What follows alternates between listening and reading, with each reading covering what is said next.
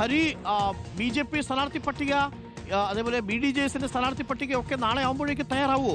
ആദ്യം ഘട്ടം ഘട്ടമായിട്ടായിരിക്കുമോ കോൺഗ്രസ് ചെയ്യുന്നത് പോലെ NDA സ്ഥാനാർത്ഥി പട്ടിക പുറത്തുവിടുക? നാളെ A ക്ലാസ് മണ്ഡലങ്ങളിലെ സ്ഥാനാർത്ഥി പട്ടിക നാളെ വിടുന്നു, അതിനുശേഷം ബാക്കി മണ്ഡലങ്ങൾ, അതെല്ലാം ഒറ്റഘട്ടമായിട്ട് തന്നെ സ്ഥാനാർത്ഥി പട്ടിക പുറത്തു വരുമോ ഹരി?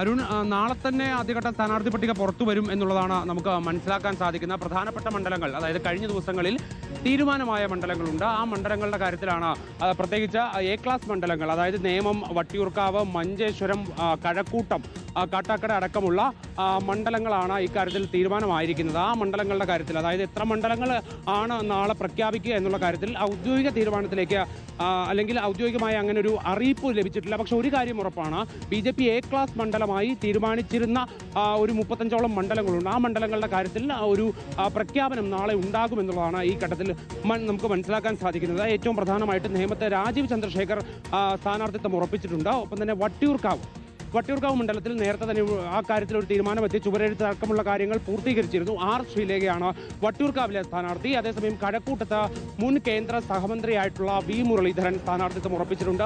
അത് പ്രഖ്യാപിക്കും. മഞ്ചേശ്വരത്ത് മുൻ സംസ്ഥാന അധ്യക്ഷൻ K സുരേന്ദ്രന്റെ പേരുണ്ടാവും. കാട്ടാക്കടയിൽ PK കൃഷ്ണദാസിന്റെ പേരുണ്ടാവും. പാലക്കാട് ശോഭാ സുരേന്ദ്രന്റെ പേരുണ്ടാവും. ചിറയൻകീഴ് ആശാനാഥ്, അതായത് ഇപ്പോഴത്തെ തിരുവനന്തപുരം കോർപ്പറേഷനിലെ ഡെപ്യൂട്ടി മേയറായ ആശാനാഥിന്റെ പേരുണ്ടാവും. വിശദമായി തന്നെ ഇത് പരിശോധിക്കാം. വാർത്താ സമ്മേളനത്തിന് ശേഷം വിശദമായി തന്നെ നിശ്ചയിച്ച മണ്ഡലങ്ങളിലെ സ്ഥാനാർത്ഥികളെ നമുക്ക് പ്രേക്ഷകർക്ക് പരിചയപ്പെടുത്താം. ഓരോ മണ്ഡലങ്ങളിലെയും 3 മുന്നണികളുടെയും നിലവിൽ നമുക്ക് ലഭ്യമായ വിവരമനുസരിച്ചുള്ള സീറ്റ് ഉറപ്പിച്ച സ്ഥാനാർത്ഥികളുടെ സമഗ്ര ചിത്രം പ്രേക്ഷകർക്ക് ഇന്ന് വൈകുന്നേരം 4 മണിക്ക് വാർത്താ സമ്മേളനത്തിന് ശേഷം പ്രേക്ഷകർക്ക് കാണാം. അപ്പോൾ പ്രിയപ്പെട്ട പ്രേക്ഷകരെ, കാത്തിരിക്കൂ. നിർണായകമായ വാർത്താ സമ്മേളനത്തിനായി. തീയതി എന്നായിരിക്കും? വിഷു കഴിഞ്ഞായിരിക്കുമോ? വിഷുവിന് മുമ്പായിരിക്കുമോ? വിഷു കഴിഞ്ഞായിരിക്കും. പൂരത്തിന് കഴിഞ്ഞിട്ടായിരിക്കുമോ? പൂരത്തിന് മുമ്പായിരിക്കുമോ? അത് വല്ല പിടിയില്ല.